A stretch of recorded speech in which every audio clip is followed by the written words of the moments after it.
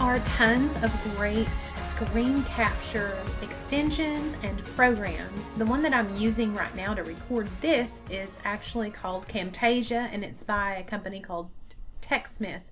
But I paid about $160 for that. The only thing about Camtasia is that it doesn't work on Chromebooks. And so I searched for a screencast program that would work on Chromebooks because that's what my students have in our classroom. And I found Nimbus Capture. Nimbus Capture is actually a Chrome extension. And so you can go to the Chrome Web Store and find Nimbus Capture there.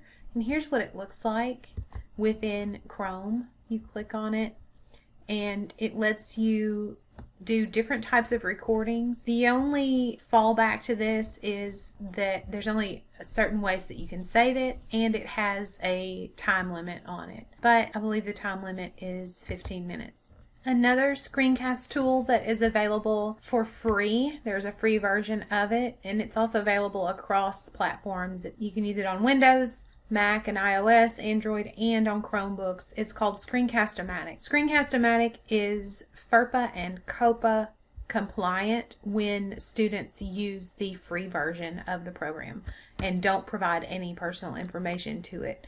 It's also easy to integrate with LMS systems like Moodle.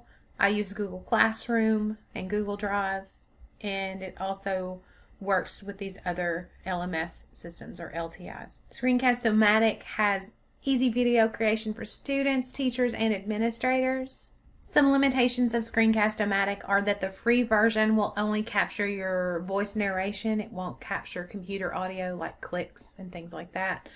And the free version max time of recording is only 15 minutes. However, that is usually plenty of time for anything that students are required to do. And teachers probably shouldn't be creating screencast tutorials that are longer than 15 minutes.